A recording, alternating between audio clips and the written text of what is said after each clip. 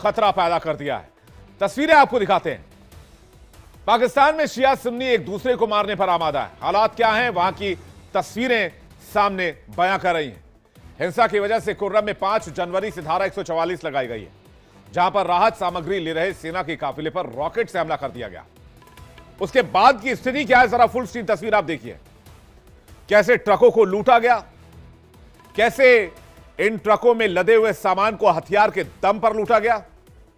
Automatic weapons, अत्याधुनिक हथियारों से ताबड़तोड़ फायरिंग की गई। एक सैनिक के मारे जाने की पुष्टि पाकिस्तान ने की है। हालांकि मारे तो कई गए हैं। और इन ट्रकों को लूटने के बाद इन ट्रकों को आग के हवाले कर दिया। पाकिस्तानी अधिकारियों के मुताबिक जवाबी कार्रवाई में 6 हमलावर मारे गए हैं और कई के घायल होने की खबर आ रही है। हमले के समय क्या हालात थे, उसकी तस्वीर जरा देखिए। पहले हमला किया गया, फिर हथियार लहराते लूटपाट की गई और उसके बाद ट्रकों को आग के हवाले कर दिया गया। खैबर पख्तूनख्वा यानी कि केपी के कुर्रम जिले में 2007 के बाद से यह अब तक की सबसे बड़ी हिंसा बताई जा रही है और इसके सेंटर में बताया जाता है कि शिया सुन्नी के बीच कंट्रोवर्सी है।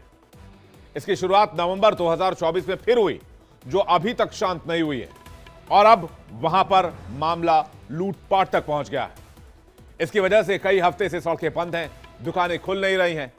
2 महीने के लिए धारा 144 लगा दी गई है, जिससे खाने पीने के सामान की दिक्कत हो गई, दवाएं तक नहीं मिल पा रही है, जिसे लेकर सेना का काफिला जा रहा था, जिस पर हमला किया गया और इस पूरे काफिले को लूट लिया गया। पाकिस्तान की सेना मुंह ताकती रह गई और पाकिस्तान की सेना हाथ पर हाथ धरे रह गई और वहां के लोगों ने पूरे काफिले को लूट लिया। आप अंदाजा लगाइए, एक तरफ से तालिबान एंटर कर रहा है, अंदर टीटीपी बैठा है, बलोच लिबरेशन आर्मी बैठी है और अब कुर्रम जिले की तस्वीर, जहां लोग सेना के काफिले पर हमले करके सब कुछ लूट ले रहे हैं। पाकिस्तान के हालात का अंदाजा खुद इन तस्वीरों को देखकर आप लगा सकते हैं।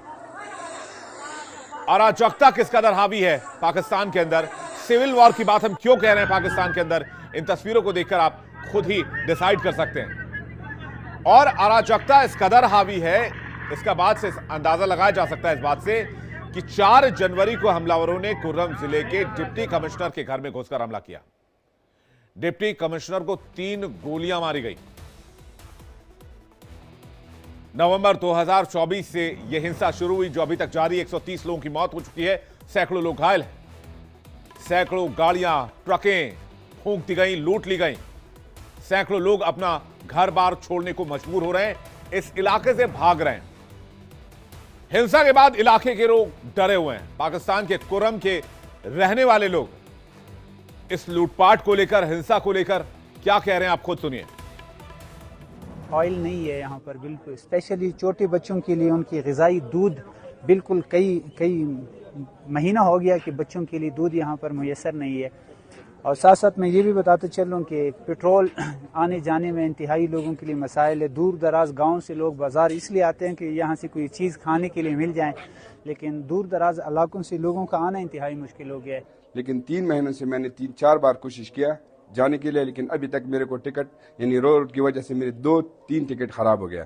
अभी 20 जनवरी तक अगर मैं नहीं गया तो मेरा वीज़ा भी ख़राब होगा और टिकट भी तो ऑलरेडी फिर ख़राब हो जाएगा। लेकिन मैं हुकूमत पाकिस्तान से ये मुतालबा करता हूँ कि खुदारा ये रोड को जल्दी जल्द क्लियर करे। मेरे साथ 15-16 लेबर काम करते हैं और ये लेबर को मैं हमेशा की 25-30 हज़ार दिहाड़ी देता हूँ इनको, और ये करीब लोग हैं, इनको हम तनख्वाह देकर वो शाम को बच्चों के लिए रोटी घी वगैरह लेके जाते हैं, लेकिन अभी वो फारिग बैठे हैं। शहर मुकम्मल तौर पर शटर डाउन, उन्होंने हड़ताल भी दिया है और इसी तरह school, colleges, universities, coaching academies ये भी बंद पड़े हैं।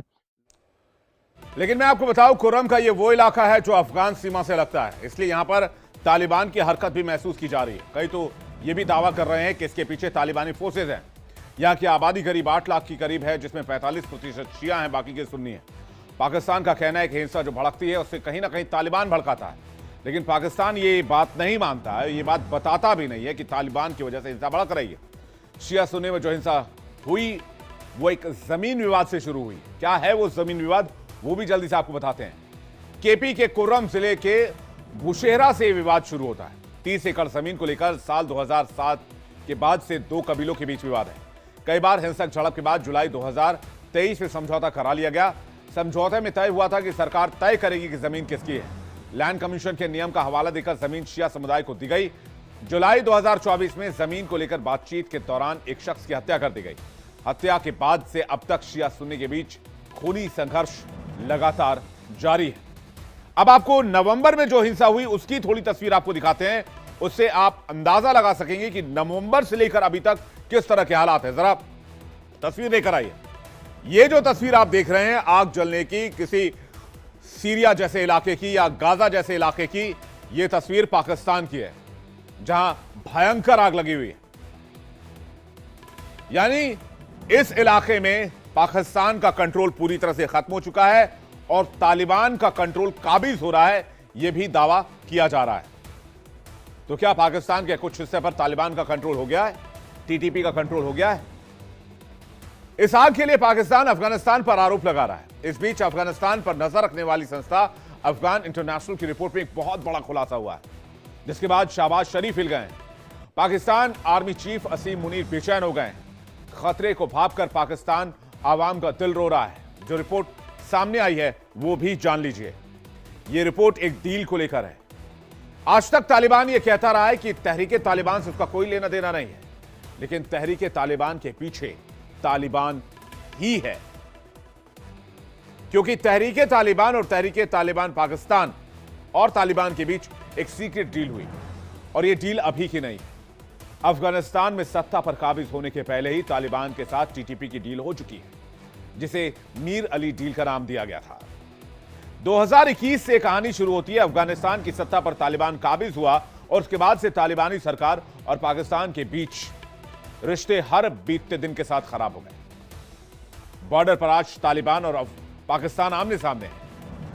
लोगों को यही लग रहा है कि तनाव इसलिए है क्योंकि पाकिस्तान ने पिछले एक साल में अफगानिस्तान पर 2 बार एयर स्ट्राइक की, जिसके जवाब में तालिबान ने पाकिस्तान पर भारी बमबारी की, जो अभी तक जारी है, जिसमें कई पाकिस्तानी सैनिकों के मारे जाने का दावा तालिबान कर रहा है। लेकिन अफगान इंटरनेशनल की रिपोर्ट में जो दावा किया गया है उसके बाद यह आशंका जताई जा रही है कि तालिबान का पाकिस्तान पर हमले तेज करना और टीटीपी का पाकिस्तान के सैकड़ों सैनिकों को मारना और पाकिस्तान में शरिया लाना, पाकिस्तान के सैन्य ठिकानों को बम धमाकों से उड़ाना, यह सब कुछ मीर अली डील का हिस्सा है। पाकिस्तान भी यह बात मानता है कि अफगानिस्तान में तालिबान की सरकार आने के बाद टीटीपी के हमले तेज हुए हैं और समय समय पर पाकिस्तान तालिबान सरकार पर यह आरोप लगाता रहा है कि वो टीटीपी की मदद कर रही है। अफगानिस्तान की जमीन को टीटीपी के लिए इस्तेमाल होने दिया जा रहा है। तालिबान और टीटीपी के बीच मीर अली डील को जो रिपोर्ट से लेकर आई है उसमें कई बातों को लेकर खुलासा किया गया है। मीर अली डील के तहत तालिबान ने यह शपथ ली थी कि अगर उनकी जीत अफगानिस्तान में होती है तो वो टीटीपी और अलकायदा समेत कुछ दूसरे संगठनों को पाकिस्तान पर कब्जा करने के लिए मदद करेंगे, जिसके बाद पूरे पाकिस्तान में शरिया लॉ इंपोज किया जाएगा, डाला जाएगा, लाया जाएगा। रिपोर्ट के मुताबिक टीटीपी ने यह डील तालिबानी गृह मंत्री सिराजुद्दीन हक्कानी के साथ की। हक्कानी को पाकिस्तान की खुफिया एजेंसी ISI ने ही खड़ा किया था। रिपोर्ट में यह भी दावा किया गया है कि मीर अली डील पर टीटीपी और अलकायदा के कई कमांडर, हाफिज गुल बहादुर समेत कई संगठनों के लोगों ने हस्ताक्षर किए हैं। हाफिज गुल बहादुर टीटीपी का अहम सहयोगी है, जिसके गुट को पाकिस्तान ने आतंकी घोषित किया हुआ है। दावा तो यह भी किया गया है कि जब से यह डील हुई थी तब तालिबान सरकार के गृह मंत्री सिराजुद्दीन हक्कानी तालिबानी सरगना मुल्ला हैबतुल्लाह का सबसे खास हुआ करता था। रिपोर्ट के जरिए यह भी पता चलता है कि तालिबानी सरकार बनने के बाद जब पहली बार पाकिस्तान ने अफगानिस्तान पर अप्रैल 2022 में हवाई हमला किया, तब रक्षा मंत्री मोहम्मद याकूब मुजाहिदीन ने टीटीपी और हाफिज गुल बहादुर गुट के नेताओं को समन किया था। इस दौरान हाफिज गुल बहादुर गुट ने मोहम्मद याकूब मुजाहिद को मीर अली डील पर हुए दस्तखत दिखाए थे। इसके बाद तालिबान की तरफ से सपोर्ट टीटीपी को और बढ़ाया गया। साथ ही पाकिस्तान के तालिबान को सपोर्ट करने के आरोपों को खारिज भी किया गया। यानी तालिबान एक तरफ से पर्दे के पीछे से मेन खिलाड़ी बना रहा, लेकिन असल भूमिका में टीटीपी था।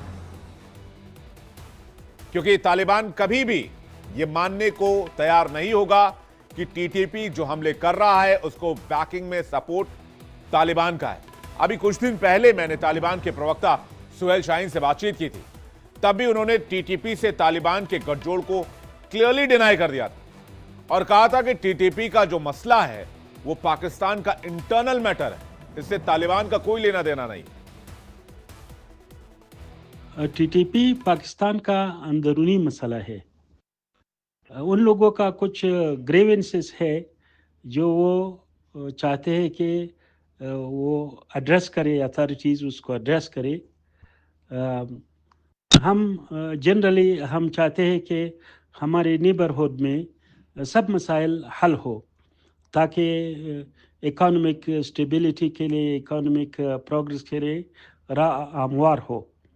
लेकिन ये मसाइल उनके हाथ में है, उनका इस मसाइल का हल उनके हाथ में है, हमारे हाथ में नहीं है। तो सुना आपने, तालिबान कह रहा है कि हमें टीटीपी से कोई लेना देना नहीं है, लेकिन मीर अली डील की कहानी तो कुछ और ही है।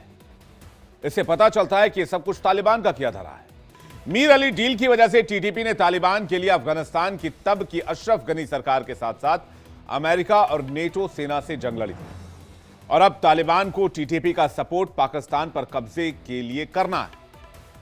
कुछ समय पहले टीटीपी के सरगना नूर वली महसूद ने भी ऐलान किया था कि वो पाकिस्तान की सरकार को हटाकर अपनी सरकार बनाएंगे और शरिया कानून को पूरे पाकिस्तान में लागू करेंगे। इन सब के बाद एक बात तो साफ हो जाती है कि टीटीपी पाकिस्तान पर कब्जा करके शरिया कानून लागू करना चाहता है, जिसमें मीर अली डील के तहत तालिबान उसकी मदद भी कर रहा है।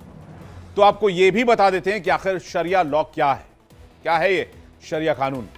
शरिया एक तरह से इस्लामिक कानूनी व्यवस्था है जिसमें कुरान और इस्लामिक स्कॉलर्स के फैसलों यानी कि फतवों को मिलाकर इसे तैयार किया गया है, जिसे जीवन जीने का एक तरीका माना जाता है।